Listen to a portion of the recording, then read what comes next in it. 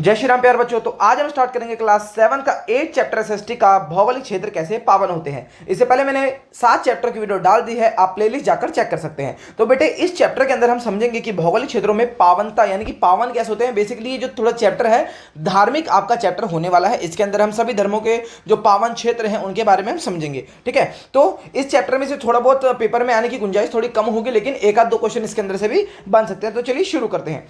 भागवत पुराण कहती है बच्चों की आकाश, वायु, अग्नि, जल, पृथ्वी, ग्रह, सभी प्रकार के जीव जंतु, दिशाएं, वृक्ष तथा पौधे, नदियां और समुद्र परमेश्वर के शरीर के अंग हैं। ठीक है, यानी कि अगर मैं आपको बेटे एक बात बताऊं कि हमारे देखो हम सब बोलते हैं हम हिंदू धर्म में या बाकी सभी धर्मों में हम भगवान की पूजा करते हैं। असलियत में भगवान है क्या, है ना। भगवान की हम सब पूजा करते हैं, लेकिन भगवान है कौन, भगवान है क्या। तो बच्चों प्रत्येक वस्तु जिसको आप देख रहे हो, भा से भूमि,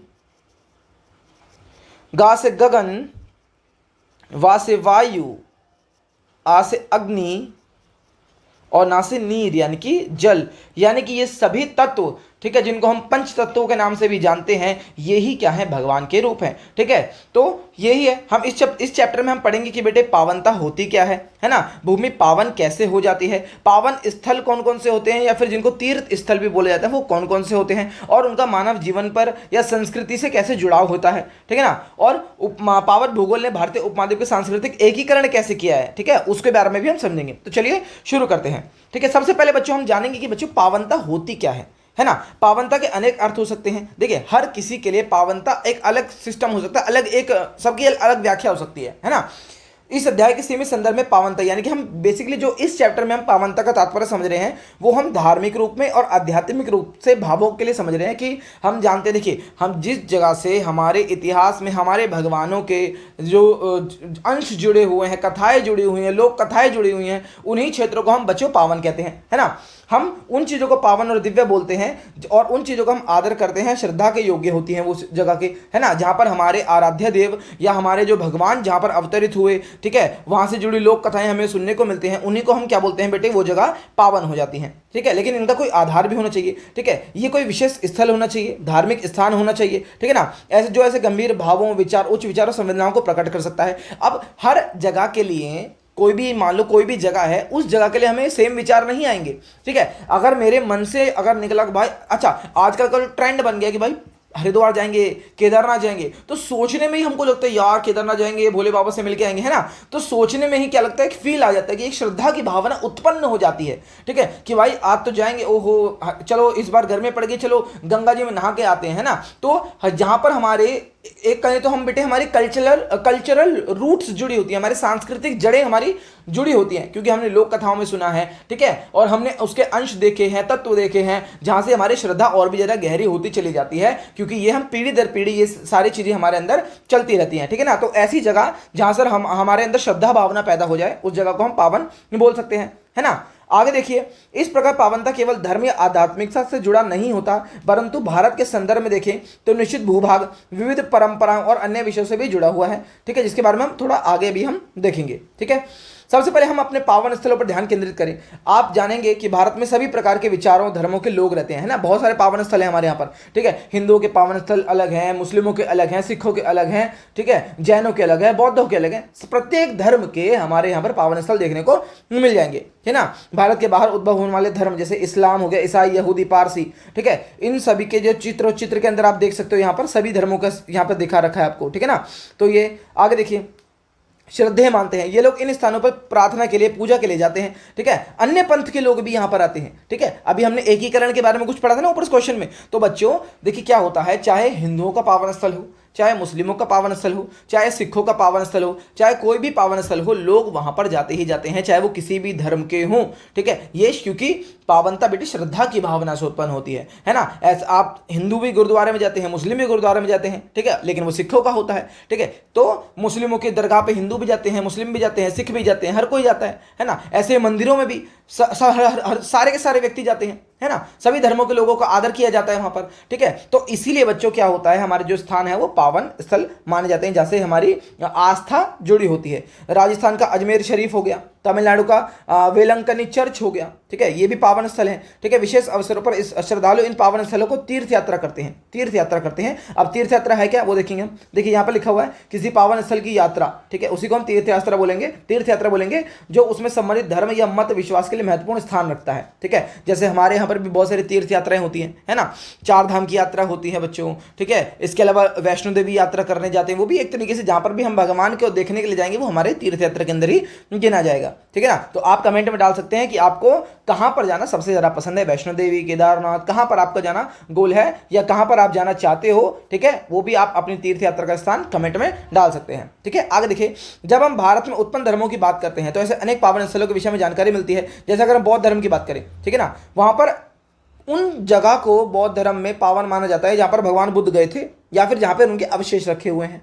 सिंपल सी बात है, जहां पर उनका जुड़ाव है, जहां पर जो जो जगह भगवान बुद्ध से जुड़ी हुई है वही पावन हो जाएंगी, है ना। जैसे कि सांची, ठीक है, सांची का स्तूप है, वो वहां पे बुद्ध भगवान के अवशेष रखे हुए हैं, ठीक है ना। साम्राज्य के उदय वाले चैप्टर में हमने देख चुके हैं, ठीक है। बोध गया यानी कि गया हो गया, ठीक है, वहां पर महाबोधि स्तूप है, ठीक है, जहां पर महात्मा बुद्ध ने निर्वाण प्राप्त किया था, ठीक है। ये स्थल तीर्थयात्रियों के लिए बहुत ज्यादा महत्वपूर्ण हो जाते हैं, ठीक है ना। बोध गया में लाखों लोग आते हैं, बड़े प्रतिवर्ष 40 लाख से ज्यादा यात्री आते हैं। सोचो इतने ज्यादा श्रद्धा के साथ लोग आते हैं। अभी अयोध्या मंदिर में देखिए, ठीक है, अयोध्या में इतने लोग जा रहे हैं। जगन्नाथ जी की रथ यात्रा हुई थी अभी, है ना। तो पावन स्थल पर बहुत लाखों लोगों की भीड़ उमड़ती है। जैसे कि हमारे प्रयागराज के अंदर कुंभ का मेला होता है ना, हर 6 साल में होता है, ठीक है। तो ये होता रहता है, ठीक है ना। सिख धर्म में तख्त आध्यात्म का आध्यात्मिक केंद्र, आधिकारिक केंद्र है, ठीक है ना। जैसे कि तख्त श्री पटना साहिब हो गया, ठीक है, जो पटना के अंदर है। अकाल तख्त हो गया स्वर्ण मंदिर अमृतसर के अंदर। तख्त श्री केशगढ़ साहिब हो गया जो आनंदपुर में है ना। सिख श्रद्धालुओं की इच्छा रहती है कि जीवन में कम से कम एक बार इन पावन स्थलों की यात्रा करें, क्योंकि सिख स्थल सिख धर्म के महान गुरुओं से संबंधित होता है, ठीक है, क्योंकि गुरुवाणी जो है ना वो वहीं से है, ठीक है ना। अतः इन स्थलों का उनके जीवन में विशेष महत्व होता है, ठीक है। प्रत्येक तीर्थस्थल हमारे जीवन को दिशा देते हैं, ठीक है। जब भी किसी भी व्यक्ति को लो फील होता है, ठीक है ना, देखो कई आजकल तो बच्चे गंदे व्यसनों में लगे पड़े हैं, ठीक है। आप जरूर, अगर आपको लगे कि भाई अब तो कुछ नहीं हो रहा हमारे जीवन में, तो एक बार मंदिर जरूर जाके देखिए, ठीक है, आपका पूरा जीवन पलट जाएगा, ठीक है। ये नशा करना या और भी गंदी गंदी चीजें करना, इनसे बचिए। आपको इन सब चीज़ों से हटकर बेटे आध्यात्मिक राह भी पकड़नी चाहिए, क्योंकि उससे बुद्धि फ्रेश होती है, यानी कि आपकी जो दिमाग है ना वो फ्रेश हो जाएगा, ठीक है। तो ये है, ठीक है। आगे देखिए, इन सब के अतिरिक्त सिख परंपराओं में उन स्थलों को भी पावन माना जाता है जहाँ पे गुरुओं ने यात्रा भी की, ठीक है। यानी कि गुरु जी से उन जो सिखों के जितने भी गुरु हुए हैं उन सब ने जहाँ जहाँ पे यात्राएं की, ठीक है, जहाँ पे उनकी सारी चीज़ें हैं, ठीक है, उन जगह को भी क्या मानते हैं बेटे, हम पावन मानते हैं। जैसे गुरु नानक ने हरिद्वार, प्रयाग, मथुरा, वाराणसी, अयोध्या, पुरी, ठीक है। इसके अलावा मुसलमान के पावन स्थलों की भी यात्रा की, तो उन जगह को भी बेटे पावन माना जाता है, ठीक है। भारत अनादिकाल से तीर्थ यात्रा को देश रहा है। भारत में बहुत सारी तीर्थ यात्राएं होती रहती हैं। संपूर्ण देश में ये प्राचीन स्थल बर्फीले हिमालय पर्वत से लेकर जैसे बद्रीनाथ जी हो गए, केदारनाथ जी हो गए, अमरनाथ जी हो गए, है ना। अमरनाथ यात्रा भी अभी चालू हुई है ना, लेकर दक्षिण से कन्याकुमारी तक भी, ठीक है। रामेश्वरम, ठीक है, रामेश्वरम जी हो गए, ठीक है। तो बहुत सारे तीर्थ यात्रा के स्थल हमारे यहाँ पर हैं जो कि लोगों को बेटे आकर्षित करते रहते हैं, ठीक है ना। जवाहरलाल नेहरू जी भी कहते हैं ये एक ऐसा देश है, सांस्कृतिक भावना भी है, ठीक है ना। ये अब तीर्थ यात्राएं की बात करें, ठीक है ना, अनेक भारतीय अपने जीवन काल में विविध पावन स्थलों की यात्रा करते हैं। आप सभी ने की होगी, है ना। अब कमेंट में लिख सकते हैं आप कहां कहां पर जा चुके हैं और कहां कहां पर जाना चाहते हैं, ठीक है ना। तीर्थ की यह प्राचीन और सतत परंपरा न केवल शारीरिक बौद्धिक बल्कि एक आध्यात्मिक यात्रा होती है। लोग अपने आप को जानने के लिए भी जाते हैं बच्चों, ठीक है ना। इसके लिए विशिष्ट आचार व्यवहार की आवश्यकता होती है। आप जाएंगे तो आपको एकदम फ्रेश फील होगा, ठीक है ना। अभी देखिए, अभी सावन चालू हो गया आज से, ठीक है। आज ही मैं वीडियो रिकॉर्ड करता हूं, आज से सावन चालू हो गया है, ठीक है। तो बच्चों सावन में अभी कांवड़ यात्रा जाएगी, है ना। तो लोग बड़े बढ़ चढ़कर भाग लेते हैं कांवड़ यात्रा में, ठीक है। तो ये होता है, ठीक है। पिछले 3000 वर्षों से आधुनिक यातायात के अभाव में भी, ठीक है ना, भारतीय जन समस्त उपमहाद्वीप में चतुर्दिक तीर्थ यात्रा करते आ रहे हैं। तो सोचिए, आज के टाइम पर तो हमारे पास जाने आने के लिए बहुत सारे साधन हैं, लेकिन बहुत सालों से हम तीर्थ यात्रा कर रहे हैं, लोग बाग कर रहे हैं, ठीक है। कठिन परिश्रम करके जाते हैं, ठीक है। तो उस टाइम पे, तो पहले के टाइम पे अगर हम बात करें तो बेटे इतने साधन साधन थे ही नहीं जाने वाने के, लेकिन फिर भी लोग जाते थे। क्यों? क्योंकि श्रद्धा जुड़ी हुई है हमारी, है ना। परिणाम स्वरूप संपूर्ण भारतीय उपमहाद्वीप को पावन माना जाता है, यानी कि हमारे भारत के अंदर बहुत सारे पावन स्थल हैं, इसलिए हम भारत को पावन मानते हैं, ठीक है। यहाँ पर एक पैराग्राफ है, ये भी समझ पढ़ लेते हैं। यहाँ इतिहासकार एवं विचारक धर्मपाल के लेख से एक उदाहरण है। ये धर्मपाल होंगे, हम विचारक जी हैं ये। उन्होंने क्या बोला है, मैं ग्वालियर से दिल्ली की यात्रा कर रहा था। जब मैं लोगों के समूह से मिला, वे लगभग 12 व्यक्ति थे, जिनमें 3 या 4 महिलाएं, 7-8 पुरुष थे। उन्होंने बताया कि लगभग 3 महीने से नेपाल से लोग सर रामेश्वरम, ठीक है, रामेश्वरम की स्टोरी अगर किसी को पता है तो जरूर कमेंट में लिख सकते हैं, ठीक है ना। तीर्थ यात्रा पर हैं। वे लखनऊ के उत्तर में स्थित 2 गांवों से आए थे। उनके पास मिट्टी के पात्रों के अतिरिक्त अनेक प्रकार की गठरियां थी। उनके पास भोजन की सभी आवश्यकताएं वस्तु थी, जैसे आटा, घी, चीनी आदि। मैंने उनसे पूछा, क्या आप सभी इस समय दिल्ली जा रहे हैं? हाँ, उन्होंने उत्तर दिया। कि आप दिल्ली में रुकेंगे? नहीं, हम केवल वहां से ट्रेन बदलेंगे, हम हरिद्वार जा रहे हैं। यानी कि वो रामेश्वरम से सीधा कहाँ जा रहे हैं बच्चों? हरिद्वार जा रहे हैं। हमारे पास समय नहीं है, हमें हरिद्वार पहुंचना है, उसके बाद हमें घर भी लौटना है, ठीक है। तो ये क्वेश्चन है, इनके क्वेश्चन आप खुद ही कर सकते हैं, ठीक है। ये मैप से आपके हो जाएंगे, ठीक है। आगे देखिए, अगर मैं बात करूं बच्चों जैन परंपरा की, ठीक है ना, जैनों में, ठीक है, जैनों में उन जगह को पावन माना जाता है बच्चों जहां पर तीर्थंकर ने मोक्ष प्राप्त किया था। अब तीर्थंकर है कौन? देखिए, जैसे सिखों में गुरु होते हैं, ऐसे ही जैन धर्म में बेटे तीर्थंकर होते हैं, ठीक है। हमारे जैन धर्म में टोटल 24 तीर्थंकर हुए हैं, ठीक है। 24वें तीर्थंकर का नाम ही हमारे महावीर जैन था, ठीक है ना। ये हमारे आखिरी तीर्थंकर थे, ठीक है। इनसे पहले हमारे पार्श्वनाथ जी थे 23वें, और पहले वाले हमारे ऋषभ देव जी थे, ठीक है। तो वो आपको जानने की जरूरत नहीं है, लेकिन मैंने आपको ऐसे ही बता दिया है, ठीक है ना। तो वो जगह जहाँ पर जैन महावीर जैन हो गए, या तीर्थंकर, जितने भी तीर्थंकरों के अवशेष हैं, या फिर जो भी जगह उनसे जुड़ी हुई है, उन्हीं को पावन माना जाता है, ठीक है ना। जैसे कि उनके जीवन में कोई विशिष्ट घटनाएं घटी हों उस जगह पर, ठीक है। जैसे वृक्ष, सरोवर, पहाड़ी, पर्वत, इन सभी को जहाँ पर वो तीर्थंकर गए थे, वहाँ पर उन्होंने ध्यान किया होगा, मेडिटेशन किया होगा, उन जगहों को पावन माना जाने लगा। जैसे कि माउंट आबू, गिरनार, सौराष्ट्र की शत्रुंजय पहाड़ी में, ठीक है, ये सारे हो गए, ठीक है। केरल में स्थित अयप्पा देवता को समर्पित सबरीमाला मंदिर की तीर्थ यात्रा इसका अन्य उदाहरण हो गया बच्चों। यहाँ प्रतिवर्ष लगभग 1 करोड़ श्रद्धालु दर्शनार्थ आते हैं, यानी कि दर्शन करने के लिए आते हैं। पहाड़ी पर स्थित इस पावन स्थल पर पारंपरिक रूप से पहाड़ियों और जंगलों के बीच एक कठिन मार्ग से होकर पहुंचा जाता था। इस प्रकार की चुनौतीपूर्ण यात्रा प्राय पूरे देश में अनेक पहाड़ियों, पर्वतों पर स्थित पावन स्थलों के बीच सामान्य बात है, ठीक है ना। प्राकृतिक संकेतों से युक्त मार्ग के साथ साथ ऐसी यात्रा पावन मानी जाती है। यह आध्यात्मिक यात्रा की कठिनाइयों का भी प्रतीक है, ठीक है। अब आध्यात्म में जाओगे तो भैया कठिनाई तो होगी, लेकिन आपको सुकून भी उससे ज्यादा मिलेगा, ठीक है। अन्य पावन स्थलों की बात करें, ठीक है, जैसे हमारे हिंदू धर्म की बात करें, या अन्य लोक एवं जनजातीय मान्यताओं की बात करें, ठीक है, हमारे हिंदू धर्म के अंदर भी होता है, ठीक है, या फिर और भी अन्य जनजातियां हैं, ठीक है। ये तो हमारे जो मेजर धर्म हो गए वो हो गए। अब आदिवासियों की भी अपनी जनजातियां होती है ना, जनजाति वाले जो लोग होते हैं वो तो प्रकृति की पूजा करते हैं बच्चों, ठीक है ना। तो उनके बारे में भी हम समझेंगे।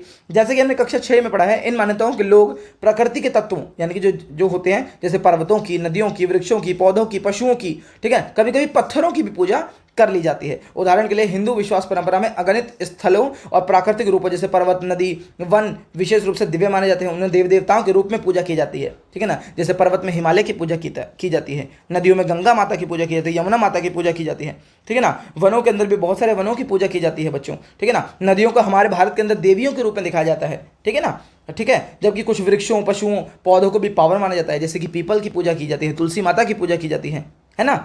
पशुओं के अंदर भी पूजा की जाती है, बहुत सारे पशुओं की पूजा की जाती है, ठीक है। यह परंपरा उस समझ पर आधारित है कि यह मानते हैं प्रकृति के कण कण में, क्योंकि हम सब मानते हैं कि प्रकृति के कण कण में दैवीय उपस्थिति है, यानी कि भगवान प्रत्येक कण के अंदर बैठे हुए हैं, ये हम सब मानते हैं। इसलिए हम प्रत्येक चीज की पूजा करते हैं, ठीक है ना। तुलसीदास जी भी कहते हैं, सिया राम मैं सब जग जानी, करहु प्रणाम जोर जुग पानी, यानी कि पूरे जग में केवल सिया राम ही बैठे हैं, ठीक है। तो ये है, ठीक है।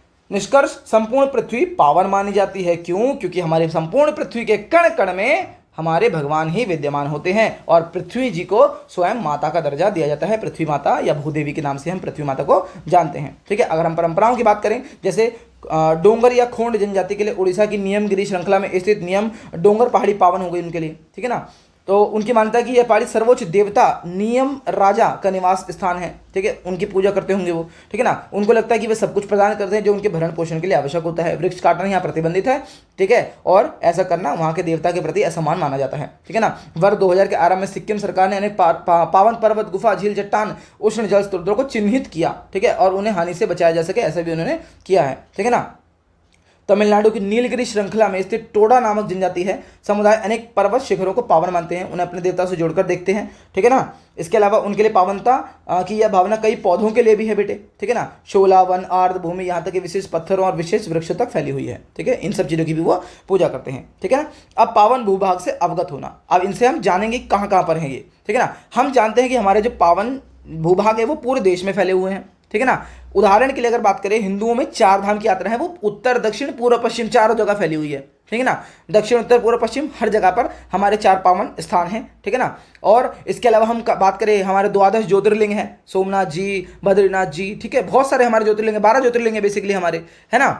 तो इसके अलावा 51 शक्तिपीठ हैं। 51 शक्तिपीठ यानी कि देखिए, हम सब ने सती माता की कथा सुनी हुई है ना। जब दक्ष जी के यहाँ पे हवन हुआ था तो भोले बाबा जब सती जी के शरीर को लेकर घूम रहे थे तो विष्णु जी ने चक्र से उनको शरीर के टुकड़े कर दिए थे। तो जिस जिस जगह पर सती माता के अवशेष गिरे वहां पर शक्तिपीठ बन गए थे। तो वही 51 शक्तिपीठों की बात कर रहे हैं, है ना। यहाँ पर देखिए लिखा भी हुआ है, 51 शक्तिपीठों के विषय में एक कथा भी है। सती के रूप में माता आदिशक्ति एवं पति भगवान शिव का अपमान सती के पिता द्वारा किया गया था, दक्ष जी के द्वारा किया गया था। तब आदिशक्ति माता सती ने आत्मदाह किया। भगवान शिव अत्यंत कुपित हो गए, वह माता सती के शव को लेकर यहाँ वहां विचरण करने लगे। उन्होंने सती के शव का अंतिम संस्कार करने से मना कर दिया, ठीक है। भगवान शिव का क्रोध सृष्टि एवं संपूर्ण ब्रह्मांड के लिए अत्यंत घातक हो गया। इसलिए भगवान विष्णु ने अपने चक्र से माता सती के मृत शरीर को अनेक हिस्सों में विभाजित कर दिया और जहां जहां पर माता सती के अंग गिरे वहां वहां पर शक्तिपीठ बन गए, ठीक है। आज भी इन सभी शक्तिपीठों में पूजा की जाती है, ठीक है ना। संपूर्ण भारतीय उपमहाद्वीप देवी माता का ही रूप माना जाता है, ठीक है ना। इसलिए भारत को माता का भी दर्जा दिया गया है, भारत माता हम बोलते हैं, ठीक है। तो अगर आपको ये टॉपिक अच्छा लग रहा है तो भारत माता की जय आप कमेंट में लिख दीजिएगा, ठीक है। आगे देखिए, यहाँ पर है 4 धामों की स्थिति का पता लगाइए बच्चों। ये मैप के अंदर आपको देखने को मिल जाएगा, भी मैप भी आएगा ना चैप्टर में, तो मैप के अंदर आपको देखने को मिल जाएगा, वहां से आप इसको याद कर सकते हैं, ठीक है ना। अपनी आस्थाओं से संबंधित प्रमुख पावन स्थलों की यात्रा करते हुए तीर्थयात्री नैसर्गिक रूप से भारत के संपूर्ण भूभाग से परिचित होते हैं, ठीक है ना। क्योंकि हम इतनी जगह पे जाते हैं तो बच्चों हमें इतना तो पता है कि भाई ये वाला तीर्थ स्थल यहाँ पर है, इस जगह पर, इस जगह पर, इस जगह पर है, ठीक है। तो हमारे को संपूर्ण भारत के भूभाग से तो हम परिचित हैं ही हैं। वे मार्ग में विभिन्न प्रकार की भाषाओं, ठीक है, रीति रिवाजों, वस्त्रों, खाद्य पदार्थों के साथ साथ इनकी समरूपता भी देखते हैं, ठीक है। समरूपता यानी कि कई सारे रीति रिवाज तो बेटे कई जगह पे तो मिलते जुलते सेम होते हैं ना, ठीक है। और जैसे हम जाते हैं तो वहाँ की भाषा भी हम थोड़े बहुत उनसे मैच खा जाती है, ठीक है। तो वो सब होता है, यानी कि एक तरीके से देखा जाए तो बच्चों एकता का रूप हमें देखने को यहाँ पर मिलेगा, ठीक है ना। ये देखिए यहाँ पर, देखिए यहाँ पर आप सबको देख सकते हैं। जैसे अंतर्राष्ट्रीय सीमा ये हो गई, शक्तिपीठ ये हमारे 51 शक्तिपीठ यहाँ पर हैं, ठीक है। लाल वाले जो है ये ट्रायंगल वाले ये शक्तिपीठ हो गए, ठीक है ना। ये हमारे ज्योतिर्लिंग हो गए, ये ट्रायंगल वाले ये वाले, ठीक है। 4 धाम हमारे हो गए, यहाँ पर है, यहाँ पर हैं, यहाँ पर हैं और यहाँ पर रामेश्वरम, ठीक है ना। तो ये देख लीजिएगा आप, ठीक है। लोग इतनी लंबी दूरी यात्रा क्यों करते थे, ठीक है ना। धार्मिक उद्देश्य के अलावा कुछ व्यापारी व्यवसायी वस्तुओं के क्रय विक्रय के लिए। अच्छा एक चीज़ मैं आपको बताता हूँ बच्चों, जहाँ पर भी मंदिर बनते हैं या जहाँ पर भी मंदिर होते हैं ना, मंदिरों के आसपास ना बच्चों अर्थव्यवस्था चालू हो जाती है। इतना याद रखिएगा, एक मंदिर मंदिर नहीं होता, वो पूरी की पूरी अर्थव्यवस्था का केंद्र बन जाता है बच्चों, ठीक है। अब ये कैसे होता है वो देखिए।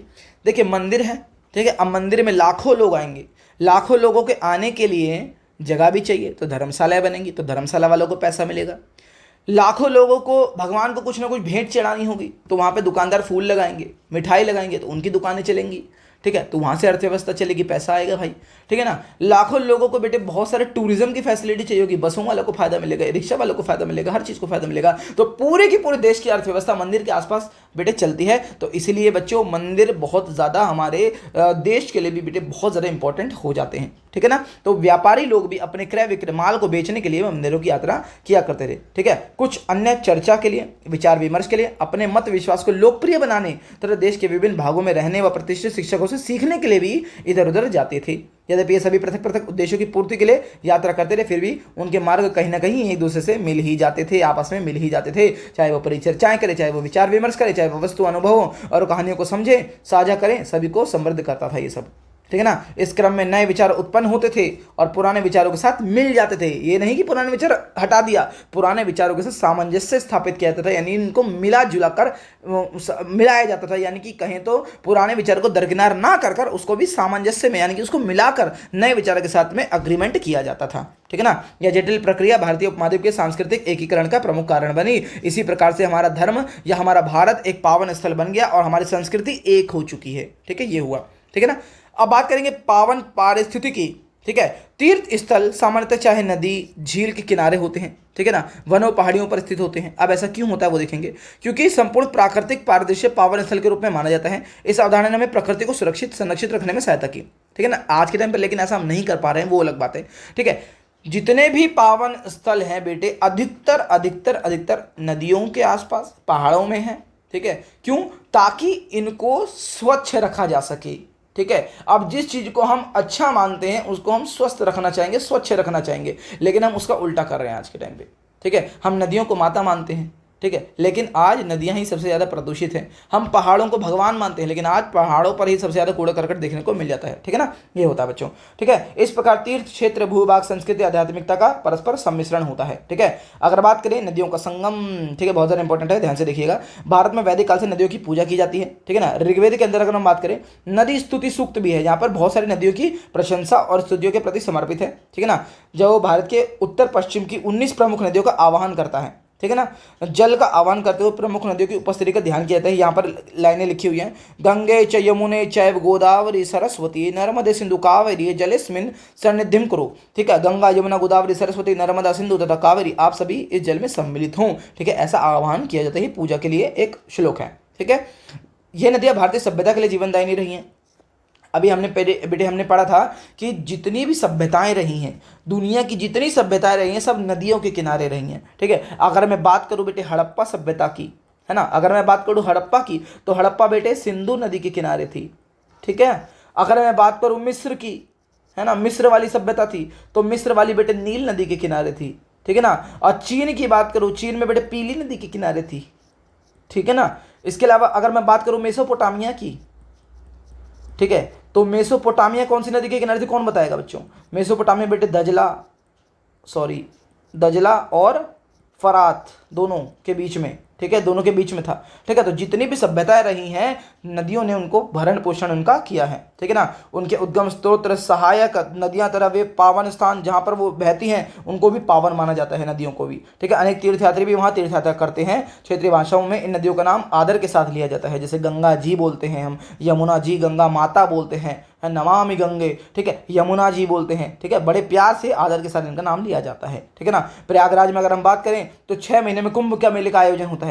प्रयाग 3 नदियों का संगम है बेटे, वहाँ पे गंगा यमुना और सरस्वती अदृश्य रूप में है, ठीक है, वहाँ पर मिलती हैं, ठीक है। तो वहाँ पर हमारा प्रयागराज है, ठीक है। तो वहाँ पर कुंभ का मेला होता है। यूनेस्को ने कुंभ के मेले को बेटे अमूर्त संस्कृत धरोहर के रूप में भी सूचीबद्ध किया हुआ है। लगभग अभी 2025 वाला जो कुंभ का मेला हुआ था, वहाँ पर सोचिए 66 करोड़ लोगों ने हिस्सा लिया था बच्चों, 66 करोड़। भारत की पूरी जनसंख्या का ये कितना अनुपात है, ये आप कमेंट में लिखिएगा, ठीक है।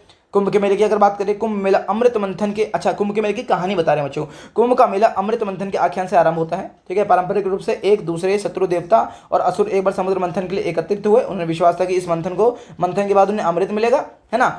असुर अमृत प्राप्त ना करे, इसलिए श्री विष्णु जी ने सुंदरी मोहिनी का रूप धारण कर अमृत कलश को ले लिया। इस प्रक्रम में कुछ बूंदे जो थी ना 4 जगह पर गिर गई, हरिद्वार, प्रयागराज, नासिक और उज्जैन, ठीक है ना। तब से इन जगह पर कुंभ मेले का आयोजन होता आ रहा है, ठीक है ना। तो ये है कुंभ मेले की बेटे पूरी की पूरी कहानी, ठीक है ना। इसलिए नदियों में डुबकी लगाया जाता है और अत्यंत मांगलिक इनको माना जाता है, ठीक है। ये है आपके विचार में किस प्रकार ये पावन स्थल लोगों की आर्थिक जीवन, मैंने आपको पहले बता दिया, आर्थिक जीवन मैंने आपको बता दिया बच्चों, है ना। पूरी की पूरी अर्थव्यवस्था के बारे में मैंने आपको बता दिया था अभी, ठीक है, वो आप देख लीजिएगा, ठीक है ना। अब नदियों के बारे में हमने बात करी, अब बात करते हैं पर्वतों और वनों की, है ना। प्राय संपूर्ण विश्व की दंत कथाओं में जितने भी हमारी लोक कथाएं, पर्वतों का संबंध देवताओं के साथ है। जैसे हमारी जो पार्वती माता हैं वो भी हिमालय जी की पुत्री हैं, है ना। नायकों से रहा है, साथ ही पर्वतों को उनकी ऊंचाई के कारण पृथ्वी से स्वर्ग तक के प्रतीकात्मक प्रवेश द्वार के रूप में देखा जा सकता है। क्योंकि देख जैसा कैलाशनाथ हो गए हमारे, ठीक है ना, कैलाश पर्वत हो गया। अब कैलाश पर्वत पे बेटे ऐसा माना जाता है कि भगवान शिव रहते हैं साक्षात, ठीक है। वहां पर कोई यात्रा भी नहीं कर पाया, कोई चढ़ भी नहीं पाया। तो ये माउंट एवरेस्ट कैलाश पर्वत से भी बड़ा है, वहां पर लोग जा चुके, लेकिन कैलाश पर्वत पर आज तक कोई भी नहीं जा पाया है, ठीक है। तो ये है, ठीक है। क्यों? क्योंकि पर्वतों को बेटे भगवान का दर्जा दिया जाता है, ठीक है। ये रहस्य है कि कोई आज तक क्यों नहीं चढ़ पाया है, ठीक है। लोग ऐसा भी मानते हैं कि जो वहां पर जाता है उसकी उम्र तुरंत बढ़ जाती है या फिर जाके वापस ही नहीं आता कोई भी, ठीक है। तो ऐसा भी माना जाता है, ठीक है ना। भारत के अनेक तीर्थ स्थल तथा मंदिर पहाड़ियों की चोटियों पर स्थित है। इन चोटियों पर पहुंचने के लिए यात्रा प्रतीकात्मक दृष्टि से दिव्य शक्ति तक पहुंचने की यात्रा मानी जाती है, ठीक है।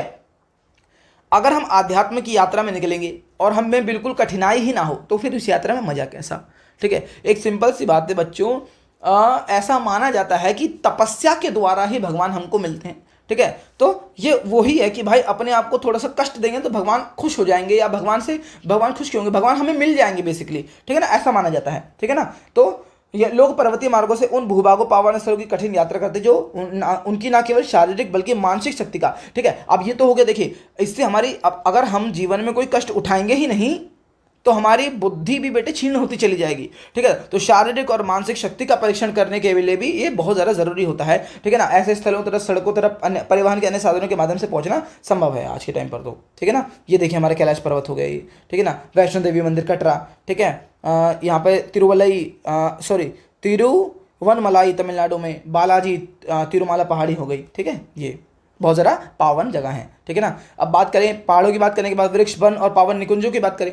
भारत के अनेक भागों में हल्दी और कुमकुम से वृक्षों को अलंकृत यानी कि सजाया जाता है। पीपल के वृक्ष की पूजा की जाती है, जिसे बोधि वृक्ष या संस्कृत में अश्वत्थ भी बोला जाता है। ठीक है ना, हिंदू धर्म में, बौद्ध धर्म में, सिख धर्म में और जैन धर्मों में पीपल देवता की पूजा की जाती है। ठीक है ना, लैटिन में वनस्पति का नाम है फाइकस रिलीजियासा। ठीक है, जिसका मतलब है पावन वट वृक्ष। ठीक है, तो हमारे जो पीपल हैं उनकी भी पूजा की जाती है। ठीक है ना, रामायण के अंदर दो महाकाव्य जैसे कि रामायण और महाभारत में हमने पढ़ा है कि इनमें तीर्थ यात्रा के दौरान देखे गए स्थलों, पावन नदियों, वनों, पर्वतों का स्पष्ट वर्णन मिलता है ना। भारत के प्रत्येक लगभग कई ग्रामीण जनजातीय परंपराओं का भी मानना है कि इन ग्रंथों के नायक उनके क्षेत्रों में आए थे, यानी कि जो हमारे सियाराम हैं, ठीक है, हमारे भगवान जी हैं, या महाभारत के जितने भी पांडव थे, ठीक है, वो सारे के सारे इन जगह पर आए थे और वो सारी जगह पावन आज के टाइम पर मानी जाती हैं। ठीक है, ठीक है, ऐसे आख्यानों द्वारा विभिन्न जन समुदाय में इन महाकाव्यों को अपना मानते हैं। ठीक है, तो ये है, यहाँ पर आप इमेज में देख सकते हैं। देखिए यहाँ पर श्री राम जी के चरण चिन्ह हैं।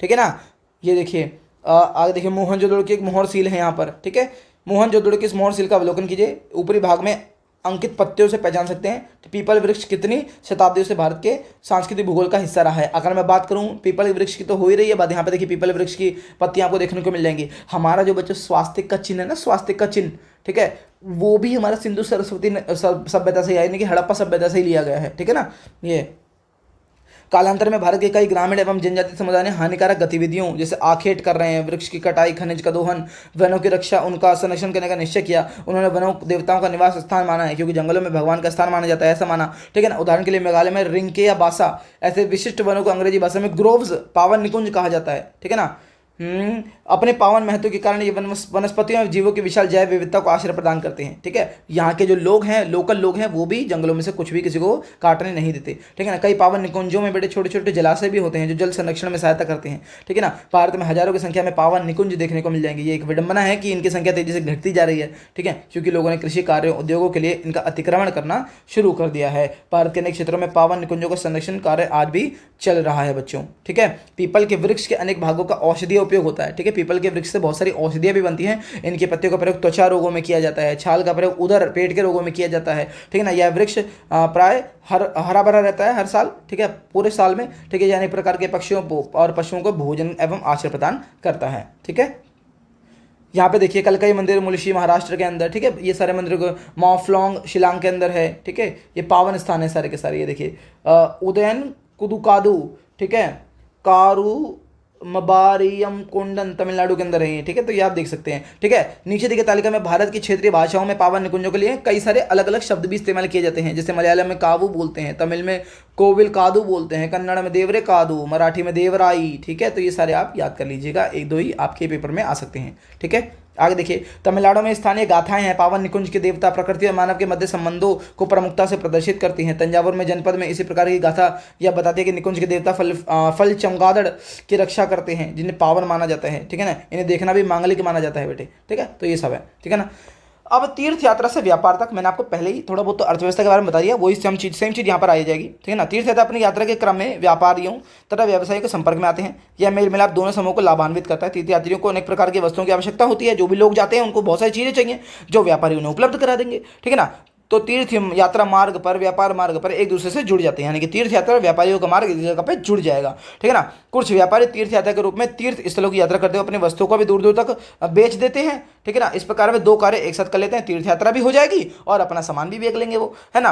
प्राचीन भारत में व्यापारी किस प्रकार के मार्गों का उपयोग करते थे? साम्राज्यों का उदय, ठीक है, ये इसके उत्तरापथ दक्षिणापथ हमने पढ़ा था ना, ठीक है, वो सब है, ठीक है ना। दक्षिणापथ कौशाम्बी तथा उज्जैनी को जोड़ता था, है ना, उत्तर पूर्वीय भागों को जोड़ता था उत्तरापथ वाला, ठीक है, तो ये हम पहले पढ़ चुके हैं बच्चों, ठीक है ना। इन मार्गों के द्वारा वस्तुओं का व्यापार होता था जिनमें बहुमूल्य रत्न, सीप, मोती, सिक्के, हीरे, स्वर्ण, ठीक है ना, कपास, मसाले, चंदन, ये सब बेचे जाते थे, ठीक है। आगे देखिए, भारत से बाहर के पावन भूभाग। अब भारत से बाहर की बात करें, पावन भूभाग की अवधारणा परंपरा केवल भारत तक ही सीमित नहीं है, बल्कि बहुत अलग अलग जगह पर भी है। प्राचीन ग्रीस की अगर बात करें, पर्वतों से लेकर पावन निकुंज, विभिन्न प्रकार के पावन चिन्ह पाए गए हैं वहाँ पर। अमेरिका की बात करें, ठीक है ना, वहाँ के जो मूल निवासी हैं उनका प्रकृति के साथ विशेष संबंध पाया गया है, जिसे वह पावन मानते हैं। अगर न्यूजीलैंड की बात करें, मूल निवासी माओरी तारानकी माउंगा पर्वत को अपना पूर्वज मानते हैं, उनके लिए वो पावन है, ठीक है ना। माओरी समुदाय के अनेक प्रतिवेदनों के पश्चात एक नए नियम द्वारा इस पर्वत को मनुष्य के समान अधिकार दिया गया है। सोचो, ठीक है, यह माओरी विश्व दृष्टि की स्वीकृति का भी प्रतीक था।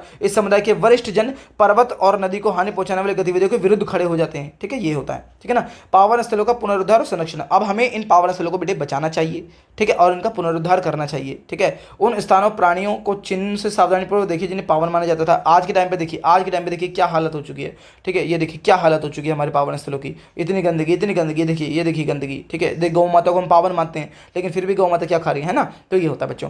उत्तर में यमुना, पूर्व में महानदी, दक्षिण में कावेरी, ये सभी नदियां पावन मानी जाती हैं, फिर भी इतनी प्रदूषित कैसे हो गई, ठीक है, क्योंकि हम सारा का सारा कचरा यहीं पर डाल देते हैं। मानवीय गतिविधियों के कारण ऐसा बेटे हो रहा है, ठीक है, तो हमें इनको बचा के रखना चाहिए। पूर्व काल के लोगों एवं पावन भूभाग के मध्य सौहार्दपूर्ण संबंध विद्यमान थे। इसने भारतीय सभ्यता को हजारों वर्ष बनाए रखा, मूल्य निर्धारण के जिन्हें संपूर्ण उपमादि मान्यता प्राप्ति, परंतु आज इन्हीं संबंधों पर संकट आ चुका है बच्चों, ठीक है ना। पावन भौगोलिक क्षेत्रों की उपस्थिति आज भी प्रासंगिक है, जबकि प्रकृति के साथ हमारा संबंध असंगत होता चला गया। हमने प्रकृति के साथ बहुत ज़्यादा खिलवाड़ कर दिया है बच्चों, ठीक है। हमने इतने ज़्यादा बोले तो दोहन कर लिया प्रकृति का कि भाई प्रकृति दूषित हो चुकी है एक तरीके से देखा जाए तो, है ना। नदियों के अति दोहन की वजह से लुप्त होने की कगार पर है कई नदियाँ तो, ठीक है ना। पावन पर्वतों के विकास को चुनौती दी जा रही है। हम सब बहुत सारे पेड़ काटे जा रहे हैं, भूस्खलन आते रहते हैं आज दिन, ठीक है ना। लोगों ने अपने पर्यावरण देवता मूल्यों की रक्षा के लिए विरोध भी आरंभ कर दिए हैं वर्तमान समय में, जबकि सतत विकास, सस्टेनेबल डेवलपमेंट एक वैश्विक विषय बन गया है, लेकिन फिर भी बच्चों ये सब चीज़ें चलती हुई आ रही हैं। दोहन हमें बंद करना ही होगा, तभी हम अपने पावन स्थलों को बचा पाएंगे, ठीक है। तो इसी के साथ हमारा चैप्टर खत्म। अगर आपको ये चैप्टर अच्छा लगा हो तो बच्चों लाइक शेयर सब्सक्राइब जरूर करना, और मैं आपकी जितनी भी वीडियो अगली आने वाली है बच्चों, मैं जल्दी कोशिश करूंगा कि जल्दी से जल्दी लेके आ जाऊं, ठीक है, क्योंकि मेरे को नेक्स्ट क्लासेस की भी वीडियो डालनी पड़ेगी, ठीक है। तो इसलिए अगर आपको वीडियो अच्छी लगे तो लाइक शेयर सब्सक्राइब जरूर करें, और बेटे अगर जो भी आपको डाउट 1% भी लगा हो तो आप कमेंट में डाल सकते हैं, मैं उसको पूरा सॉल्व करने की पूरी कोशिश करूंगा, ठीक है।